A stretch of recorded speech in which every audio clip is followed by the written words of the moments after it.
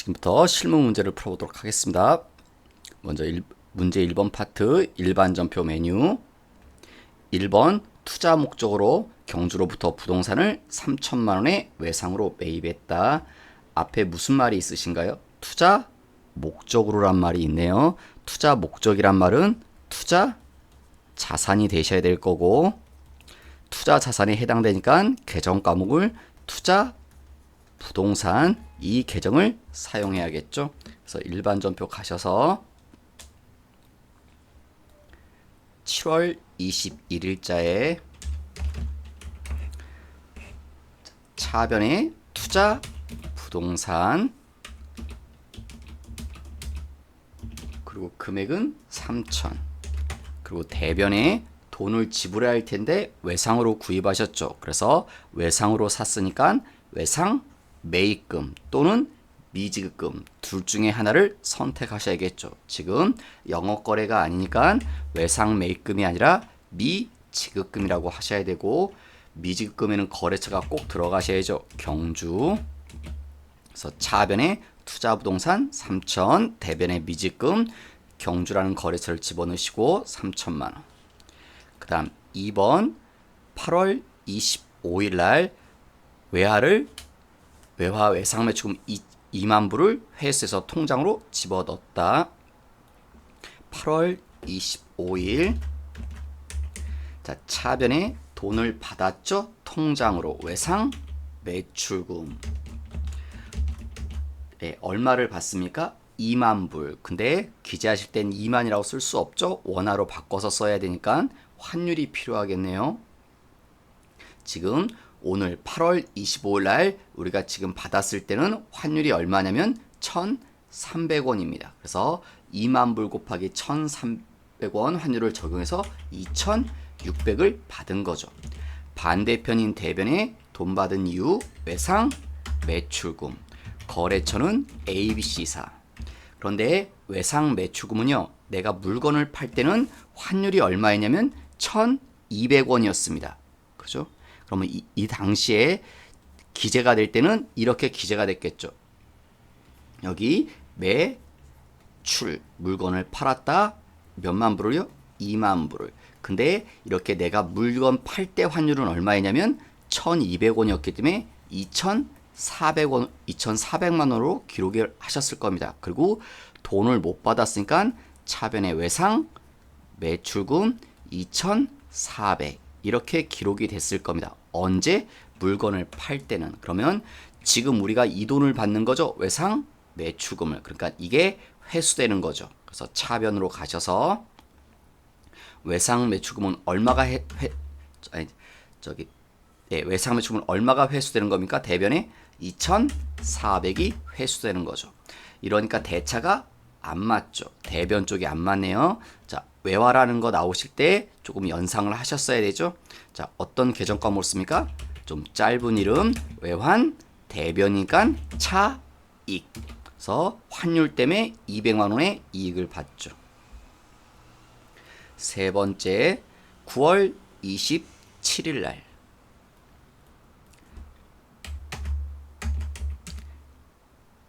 돈을 주고 샀네요. 첫째 줄 끝에 현금 30만 원에 구입했다. 그럼 대변에 현금이겠죠. 현금이 나가니까 30만 원을. 차변에 이유 뭘 샀습니까? 공채, 채권을. 근데 이 공채를 뭐라고 하냐면 마지막 줄에 써 있네요. 단기 매매증권으로 하라고. 그런데 이 단기 매매증권의 공정가치는 공정가치를 취득 원가로 하니까 이 단기 매매증권은 22만 원짜리랍니다. 이러니까 대차가 안 맞습니다. 차변이 모자르시죠? 22만 원짜리를 30만 원에 8만 원을 더 비싸게 주고 샀습니다. 왜? 그렇게 살 수밖에 없으니까.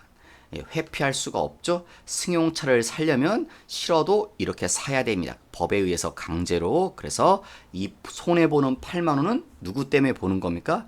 결국 이 차 때문에 보는 거죠. 내가 차를 사는 바람에 이 8만 원의 손실을 감내해야 되는 거죠. 이 8만 원을 차의 취득 원가로. 그래서 차량 운반구 8만 원.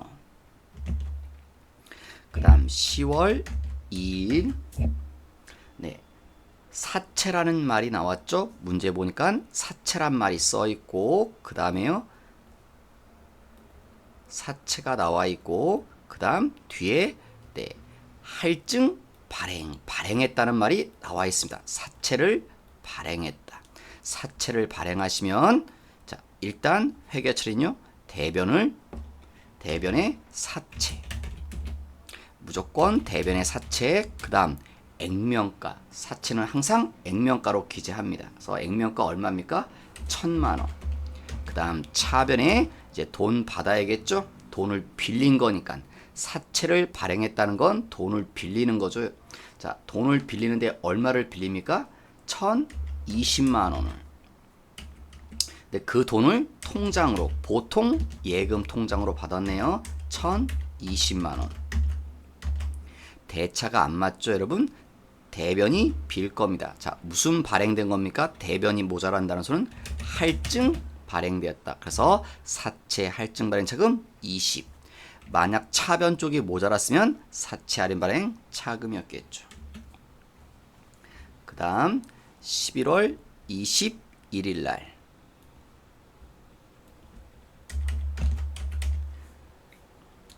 보유 중인 단기 매매 주권을 900만 원에 매각하고 다음 달에 받기로 했다. 그럼 팔았죠. 단기 매매 주권을 대변인 가서 단기 매매 주권이 사라져야겠죠. 처분했으니까 사라질 땐 장부에 써있는 숫자대로 사라집니다. 장부가액으로. 예, 장부가액은 장부에 기록된 금액인데 이걸 내가 950만 원에 취득했다고 돼 있죠. 그러면 950만 원에 취득했으니까 장부에도 950만 원에 샀다고 기록이 돼 있겠죠. 그게 장부가액이 될 겁니다. 그래서 950으로 사라지고 팔았으니까 돈을 받아야 되는데 다음 달에 받기로 했다는 건 못 받은 거죠. 외상. 그러면 외상, 매출금, 또 미수금 둘 중에 선택. 예, 지금 영업거래가 아니니까 미수금이라고 하셔야겠죠. 미수금에도 거래처가 반드시 들어가야 되고 SJ 물산 내가 받을 돈은 얼마입니까? 900이죠. 900에 팔았으니까. 이러니까 대차가 맞지 않습니다. 차변 쪽에 모자르네요. 자, 팔았다 매각 처분. 차변이란 건 손실이 생긴 거죠. 그래서 처분 손실. 그런데 단기 매매주권을 팔아서 그래서 단기 매매주권 처분 손실 50. 그 다음에 매입 매출 전표를 풀어보도록 하겠습니다. 매입 매출 전표 입력을 여시고 5월달 날짜는 30일. 먼저 문제를 보시면 자 우리가 뭐 했습니까? 공급하였으며 공급했다는 말은 매출이라는 소리죠. 그 다음 증빙을 찾으셔야 되죠. 항상 여러분이 매출인지 매입인지 먼저 판단하시고 증빙을 알아내야 합니다. 증빙, 세금계산서, 계산서, 신용카드, 현금영수증. 지금 뭐가 언급됩니까? 카드가. 그래서 매출이고 카드는 여기 17번, 18번, 19번 중에 하나겠죠. 근데 19번은 시험에 나오지 않으실 겁니다. 17번 아니면 18번. 과세냐? 면세냐? 과세입니까? 면세입니까? 과세. 어떻게 하냐면 여기 이런 표현이네요. 부가세 포함이라고. 부가세가 포함이란 말은 부가세가 있다는 소리겠죠. 그러니까 부가세가 있다는 건 과세를 말하겠죠. 그래서 과 17번 카과. 뭘 팝니까? 전자 제품을. 수량 단가는 언급이 없고 자 공급가 부가세 포함해서 220만 원이란 소리는 둘이 합쳐서 220이 돼야 되는 거죠. 그러면 앞쪽이 200, 뒤쪽이 20 나와야 됩니다. 어떻게 하든 숫자 구성을 그렇게 만들어 내시고요. 입력하실 때 얘네들이 여기 유형 자리가 카과 또 현과 또 건별 이런 자리들은요. 유형 자리가 이럴 땐 여기다 어떤 금액을 입력하냐면 전체 금액을 입력하십시오. 부가세까지 합친 전체 금액을. 지금 부가세까지 합쳐서 전체가 얼마입니까? 220이죠. 220을 치시고 엔터를 치면 컴퓨터가 분리해 줄 겁니다. 부가세를 빼서 옆자리로 부가세를 빼주실 겁니다. 그래서 합쳐서 220 맞죠? 그 다음 거래처 우리 임대. 그 다음 여기 중간에 카드 빼먹지 마시고 하나 카드. 자, 결제를 뭐로 했습니까? 이 하단에 보시면 1, 2, 3, 4번 중에 4번 카드네요. 4번 카드로. 자, 계정 과목은요. 지금 제품을 팔았죠? 그래서 제품 매출. 이름 맞네요. 그 다음에 제품 매출이니까 습관을 그렇게 들이실게요. 매출이란 건 영업거래죠. 그래서 돈 못 받았다. 외상 매출금. 네, 정답은 미수금도 인정하지만 네, 우린 그렇게 아예 습관을 들이시는 게 공부하실 때 오히려 더 좋으실 것 같습니다. 매출이니까 외상 매출금으로. 두 번째 6월 24일자.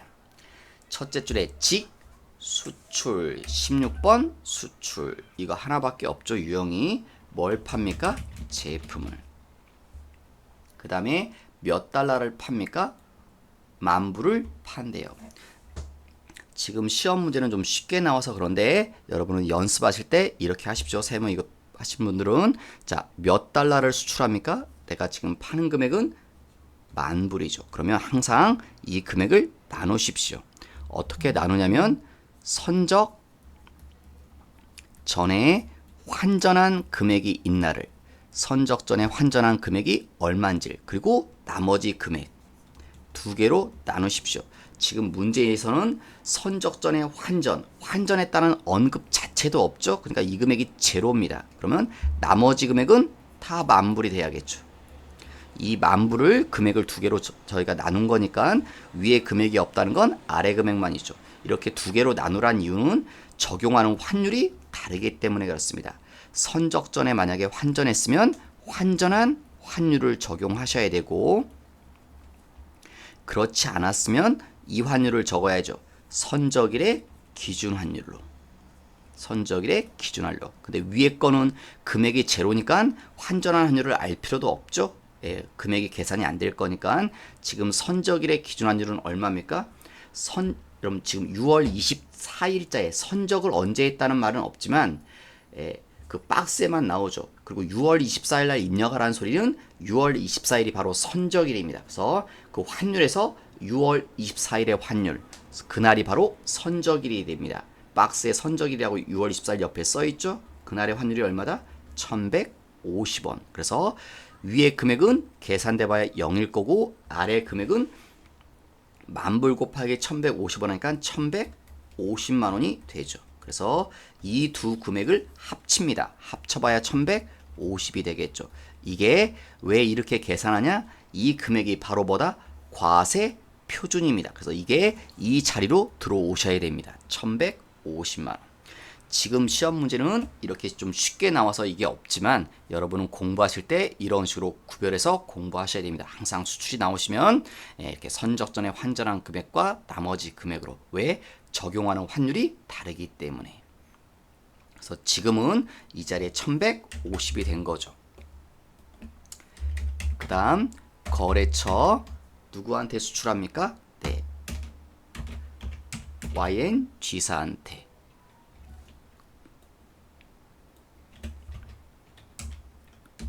그 다음 여기 빨간색 영세율 구분 눌러서 찾아야죠. 왜 우리가 영세율이 적용됐나? 되게 많은데 시험엔 주로 1, 3번이 나오죠. 다른 것도 나올 수는 있습니다. 뭐 1번, 3번이 주로 많이 나오고 뭐 제 생각엔 6번도 나올 수 있고 그 다음 뭐 10번 이런 것도 충분히 나옵니다. 9번도 나온 적이 있고 주로는 1, 3번인데 지금 직수출은 직접 수출이란 말이죠. 그래서 지금은 1번이 될 것입니다. 신고 번호는 나와 있지 않죠. 그럼 지나가시고 그 다음에 돈은 이달 말일에 받기로 하였다. 이달 말에 어쨌건 못 받았다는 소리죠. 외상. 밑에 분계는 항상 확인해 보십시오. 제품을 팔았으니까 제품 매출이란 이름이 맞죠? 그러면 제품 매출이니까 돈 못 받았을 때 외상 매출금이라고 하는 것도 맞네요. 그러면 계정 과목을 손대실 게 없을 것 같습니다. 그 다음 29일자 수입 세금 계산서를 수취하였다. 수입 세금서를 받았네요. 그럼 유형은 둘 중에 하나죠. 누구? 54번 아니면 55번이 될 겁니다. 근데 여러분 머릿속에 떠올리실 때는 항상 얘를 먼저 생각하고 이렇게 연결시키십시오. 54번 불공이 될 수도 있습니다. 54번 불공인지 불공제 사유에 해당되면 54번 불공이죠. 54번 불공인지 아니면 55번 수입인지. 지금 뭐를 샀습니까? 원 재료를 사왔네요. 그러면 지금 특별한 말이 없네요. 다른 뒤에 말. 불공제 사유가 해당 사항이 없습니다. 그래서 55번 수입으로 하는 겁니다. 바로 55번을 떠올리지 마시고 54번 불공을 먼저 생각하시고 아니니까 55번 수입으로 한다는 거. 그 다음에 뭘 수입했습니까? 원재료를. 금액은 3,000에 부가세 300.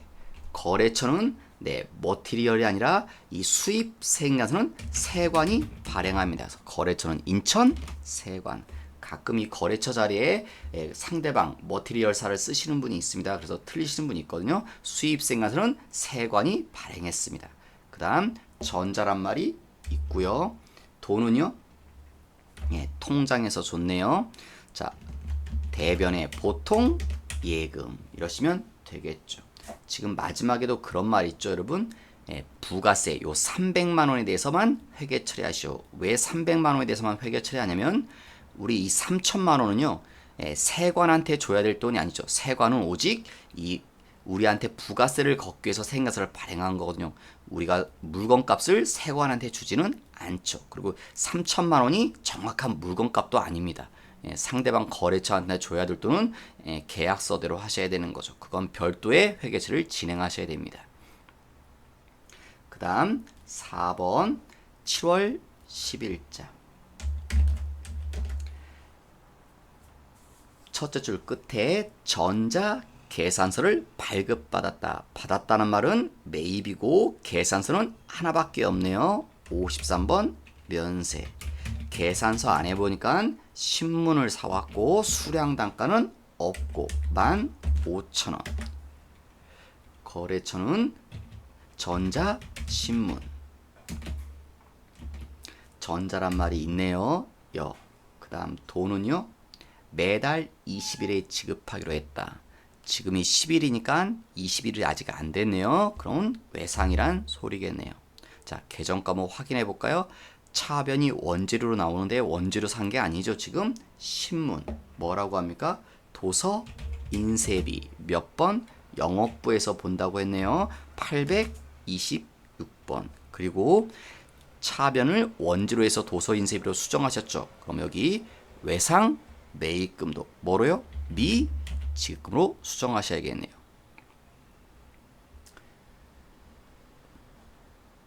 그 다음 8월 11일자.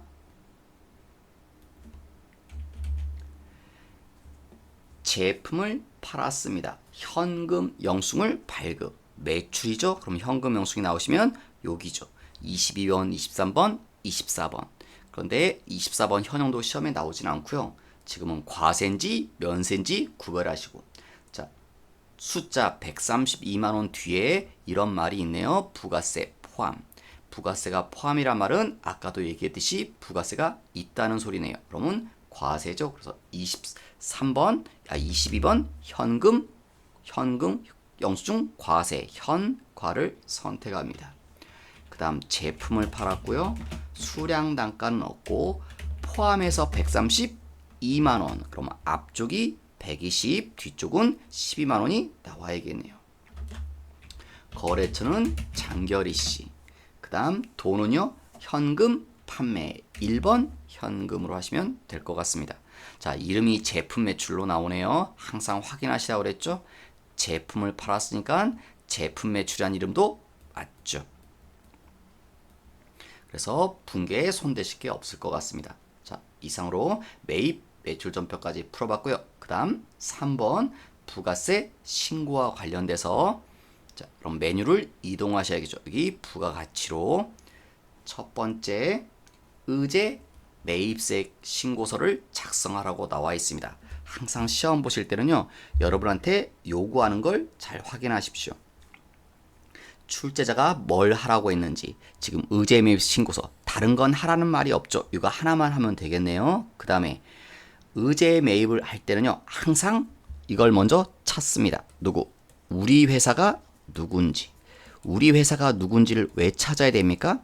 아마 시험엔 세 가지 형태로 나올 겁니다. 우리 회사가 누군지, 예, 이렇게요. 중소 제조기업이다. 중소 제조업을 하는 회사다. 이런 회사가 나올 수 있고요. 왜? 증빙례이기 때문에요. 만약에 중소 제조업이라고 하면 의제매입 하려면 증빙이 있어야 됩니다. 계산서 가능하죠. 신용카드 됩니다. 또 현금 영수증 요게 됩니다. 요 세 가지가 원칙이죠. 그런데 중소 제조업, 제조업일 때는요, 예, 누구랑 거래한 것도 됩니까? 농어민과 거래한 것도 된다는 거. 그죠? 그 다음 또 확인해야 될 건 공제율 때문에 그렇죠. 중소 제조업이면 공제율이 104분의 4가 된다는 거. 그 다음 우리 회사가 이제 또 누구로 주어질 수도 있습니까? 제조업은 제조업인데 중소기업이 아니다 이렇게 주어질 수 있습니다. 비중소 제조업 우리 회사가. 그러면 증빙은요. 계산서 되고 신용카드 되고 현금 영수증 됩니다. 어쨌건 우리가 중소업체는 아니지만 제조업체죠. 그래서 농어민과 거래한 것도 됩니다. 그 다음 공제율은 얼마입니까? 102분의 2가 되죠. 중소기업이 아니니까. 그 다음 또 시험에 나올 수 있는 건 세 번째. 네. 음식업을 한다고 나올 수 있습니다. 음식업을 하는 법인이라고. 이렇게 나올 수 있죠. 그때는 증빙이 네. 계산서, 그 다음 신용카드, 현금, 영수증 됩니다. 근데 누구는 안 됩니까? 농어민은 안 된다는 거. 우리가 제조업체가 아니래서. 그 다음 공제율은요. 음식업을 하는 법인일 때 공제율은 106분의 6입니다. 그래서 시험에 아마 의제매입세를 낼 때는 우리 회사는 셋 중에 한 가지 형태로 낼 겁니다. 예, 그래서 우리 회사를 먼저 파악하시라는 이유는 증빙 서류가 어떤 게 될 건지 공제율이 서로 달라지기 때문에 그렇습니다. 그럼 지금 문제대로 보시면 우리 회사는 음식업을 하는 법인이래요. 그러면 증빙 서류는 요 세 가지죠. 계산서 가능하네요. 신용카드 가능하죠. 둘 다 가능합니다. 그 다음 공제율은 얼마? 106분의 6으로 하셔야 된다는 거. 자, 그 다음 다시 돌아가셔서 그러면 매입 의제매입세 신고서를 열어보겠습니다. 의제매입세 공제 신고서. 자, 언제 하라고 했습니까? 두 번째 줄에 일기 확정. 일기 확정은 4월에서 6월이시죠. 자, 첫째 누구랑 하는 거 된다? 서울 농산 증빙이 있으니까. 언제 구입했습니까? 19년 4월 5일날. 증빙 서류는요. 계산서. 뭘 사왔냐면 농산물을. 수량 200kg. 그래서 얼마치를 사왔습니까? 1억 600을. 공제율은 106분의 6이라고 했죠. 그래서 3번 106분의 6으로. 그 다음 두 번째 거래처 누구요? 강남마트. 취득일자 19년 5월 6일. 증빙서류는요. 신용카드죠. 2번. 그 다음 뭘 사왔냐면 농산물을. 수량은 50. 얼마치 사왔습니까? 4,240만원. 공제율은 106분의 6. 이렇게 사오셨네요.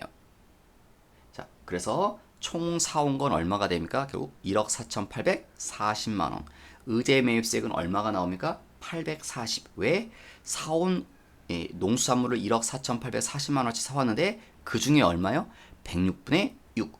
1억 4,840만원에다 106분의 6을 해서 컴퓨터가 840으로 프로그램이 계산해 준 겁니다. 이게 의제매입세이다. 그런데 지금 저희가 언제 신고하고 있습니까? 확정 때 하고 있죠? 확정 때. 확정 때는 반드시 무슨 계산을 해야 됩니까? 한도 계산. 그래서 여기 하단이 한도 계산이죠. 예정 때는 할 필요 없지만 확정 때는 한도 계산을 해야 된다는 거. 그래서 문제에서 예정 자료를 준 이유가 그거죠. 한도 계산 때문에. 자, 조심하실 건 한도 계산은 몇 개월? 6개월. 예정까지 포함해서 6개월치를 계산합니다. 그러니까 1월에서 6월 자료가 여기에 들어가셔야 됩니다. 먼저 과세표준 예정분. 1월에서 3월 과세 표준이죠. 쉬운 말로 1월에서 3월 달 동안에 얼마를 매출했냐. 얼마 매출했대요? 1억 4천원. 추가 자료에 나와 있죠. 그 다음에 확정때 4월에서 6월 달 동안에는 2억을 매출했습니다. 그 다음 한도율.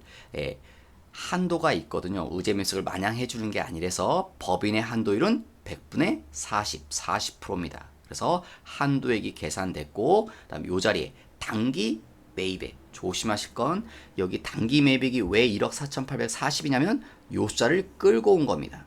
근데 단기 한도 계산은 6개월치를 하시라고 그랬죠? 1월에서 6월로.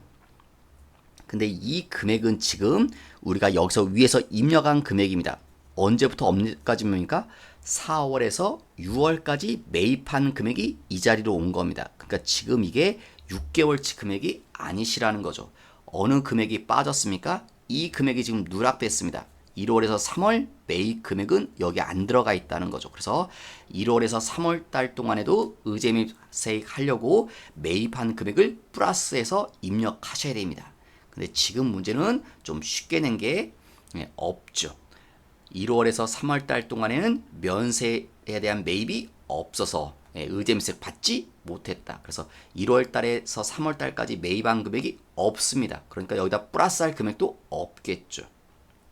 그 다음에 하단 쪽에 이미 공제받은 금액, 예정 때 의제매입세 공제받은 금액이 있냐고요. 여기 1월에서 3월 달 동안에 면세를 사온 게 없기 때문에 이 서식이 작성도 안 됐겠죠. 의제매입세 공제를 못 받습니다. 사온 게 없으니까. 그래서 예정 때 신고한 금액도 없죠. 그래서 지금 우리가 6개월 동안에는 의제매입세로 이 금액을 공제받아야 됩니다. 769만 8,113원을. 그런데 예정 때 공제받은 금액이 없어서 지금 그 금액을 다 공제받으시면 되겠네요. 원래는 의제매입세액이 요 금액이 나와야 되는데요. 842. 근데 왜 요 금액으로 줄었냐? 한도 때문에요. 한도 때문에 의제매입세 금액이 한도 금액에 잘려서 요 769만 8,113원만 공제를 받아야 된다는 겁니다. 그래서 여기까지 해서 의제매입세는 다 끝나셨습니다. 자, 그리고 나올 때 물어볼 겁니다. 나올 때 저장하겠냐고 물어보죠? 그럼 반드시 저장을 하셔야겠죠? 자, 그 다음 두 번째 문제. 부가세 신고서. 자, 나한테 시킨 건 신고서를 작성하시오. 그 다음 나머지는 생략. 그러니까 나머지는 할 거 없다는 거고, 기존에 입력된 자료는 무시하시는 말이, 자, 우리 지금 부가세 신고서를 여셔서 언제를 작성하라고 냈습니까? 지금 네, 2기 확정. 2기 확정은 10월에서 12월이죠. 이렇게 들어가실 때 혹시라도 여기에 무슨 내용, 뭐 이렇게 숫자가 뜰 수 있습니다. 입력된 것 때문에. 그런데 이렇게 무시하라는 건 만약에 여기 숫자가 떴을 때는 그 숫자를 다 지우시라는 겁니다. 이렇게 백지로 만드시고 문제에 주어진 자료만 나타내시라는 겁니다. 무시하란 말은. 자, 근데 아무것도 지금 없네요. 다행히. 그리고 신고서 작성할 때 항상 얘를 먼저 판단하십시오. 매출이냐, 매입이냐를. 매출은 요 빨간색 부분 상단에만 적으시고 매입은 요 파란색 부분에서 찾아서 입력하십시오. 자, 먼저 첫 번째 매출의 1번 매출은 여기 1번 전자생에서 발급. 자, 여기 세인간서가 여기 있죠. 1번 자리에 쓰시라는 거죠. 증빙을 보시고 2억 5천에 부가세 2,500. 두 번째 신용카드. 3번에 신용카드 얘기가 있네요. 근데 숫자가 5,500인데 부가세 포함이라고 써 있으십니다. 그럼 앞쪽이 5,000, 뒤에는 500 이렇게 나타나야 되죠. 부가세 포함이라고 그랬으니까. 세 번째 내국 신용장. 그럼 우리 뭐 떠올라야 됩니다. 영세율 세금 계산서가. 그래서 영세율 세금계산서 5번 줄에 얼마요? 3,000. 다음 마지막 직수출. 직수출은 영세율이 적용되죠. 여기 6번에 세금계산서가 없으니까 영세율인데 세금계산서가 없으니까 6번 줄에. 그래서 350으로. 그러면 매출에 대한 자료는 다 입력이 됐고요. 자, 이제 매입, 파란색으로 눈이 오셔야겠죠? 세액나서 수치. 그러면 여기 있죠, 세액나서가. 그러니까 10번 아니면 11번에. 여기 중간에 있는 10번은 시험에 안 나올 겁니다. 예, 여기 위에 있는 일반 매입 아니면 11번 고정자산 매입에. 고정자산 매입은 우리가 세액나서 물건을 사왔을 때 세액나서를 받았는데 뭐 건물이라든가 기계라든가 차량, 비품 그런 걸 사왔을 때 고정자산 매입으로. 근데 지금 문제는 그냥 아예 일반 매입이라고 알려줬죠. 1억 5천에 부가세 1,500. 두 번째 세액나서 수치. 역시 세액나서 수치네요. 그러면 10번 아니면 11번이죠. 그런데 업무용 차량을 사왔다. 예, 차 사온 게 바로 고정산 매입이죠. 그래서 11번 줄에 3,500에 350. 그런데 지금 9인승 승용차라고 했죠. 왜 9인승이란 말을 줬냐면 이 9인승은 매입세 공제가 허용되는 겁니다. 그러니까 불공차가 아니라는 소리죠. 그래서 불공이 아니기 때문에 여기 16번에 또 쓰면 안 된다는 거죠. 만약에 이게 불공제 차량이었으면 여기 11번에 써주신 다음에 16번에 한 번 더 기재했어야 되는 거죠. 근데 지금은 9인승 차량이라서 불공제에 해당되지 않습니다. 그래서 16번에 적지 않습니다. 세 번째, 법인 카드. 카드네요. 카드는 세액나서가 아니니까 여기 10번, 11번에 쓰면 안 되고 바로 여기 14번 그 밖에. 그 밖이란 말은 세액나서가 없는 거 그거 생각하시면 됩니다. 자, 14번 줄에 가서 쓰는데 14번 줄에 입력이 안 될 겁니다. 그럴 땐 눈을 오른쪽으로 돌리시면 여기 14번 번호가 똑같죠? 네, 14번의 세밀한 내역은 여기다가 지금 신용카드니까 41번 아니면 42번에 적습니다. 네, 일반 매입이라고 써 있네요. 그래서 41번에 3천만 원, 오른쪽에 300. 그 다음 4번 예정 때 누락. 예정 누락은 여기 글씨가 있죠. 12번 줄에 쓰십니다. 근데 12번 줄도 숫자가 입력이 직접 안 되실 겁니다. 오른쪽에 보시면 여기 12번 좀 더 세밀하게 쓰려면 요 12번의 자세한 내역은 여기 있다. 자, 뭐가 있답니까? 세금 계산서가. 그래서 38번에 적습니다. 1,000만 원, 100만 원. 그 다음 마지막 5번 미환급. 예정 때 미환급된 거 여기 있죠? 하단 쪽에 있을 겁니다. 21번에 예정 신고 때 못 돌려받은 금액 미환급 100만 원. 그 다음 마지막 기타에 이런 말이 있네요. 전자신고. 전자신고는 언제만요? 이때만 해줍니다. 전자신고 깎아주는 세액공제는 확정 때만. 금액은 무조건 10,000원씩입니다. 그래서 지금 확정이라고 했으니까 전자신고하면 세액공제를 해줘야겠죠. 네, 어디냐면 오른쪽에 보시면 여기 18번 전자신고 세액공제다. 무조건 얼마요? 10,000원입니다. 확정 때만 적용됩니다. 예정 땐 전자신고에도 세액공제가 안 되고 확정 때만. 그럼 1년에 2번이겠죠? 확정신고는 1년에 2번밖에 없으니까 10,000원씩 2번에서 20,000원이 됩니다. 네, 이래서 전자신고 세액공제까지 다 했습니다. 더 이상 시험 문제가 없죠? 자, 좀 더 문제가 좀 쉽게 나온 것 같습니다. 이렇게 까다로운 부분이 없고 가산세도 해당 사항이 없습니다. 지금 예정 때 누락이면 벌칙을 받아야 되는데 가산세가 근데 매입 세액나서를 누락했거든요. 그래서 이때는 가산세가 적용이 안 됩니다. 만약에 예정 때 이렇게 매출 누락했으면 가산세가 생기실 텐데 매입을 누락해서 가산세가 적용이 안 됩니다. 원래 예정 때 누락해도 매입을 누락해도 가산세는 원래 있는 거지만 이렇게 내가 자진해서 신고하시면 가산세를 내지 않습니다. 그래서 가산세가 지금 문제가 언급이 안 되는 겁니다. 네, 이상으로 부가세 신고서까지 다 풀어봤습니다. 다음 시간에 나머지 결산과 연말 정산 문제, 소득세 문제를 풀어보도록 하겠습니다. 수고 많으셨습니다.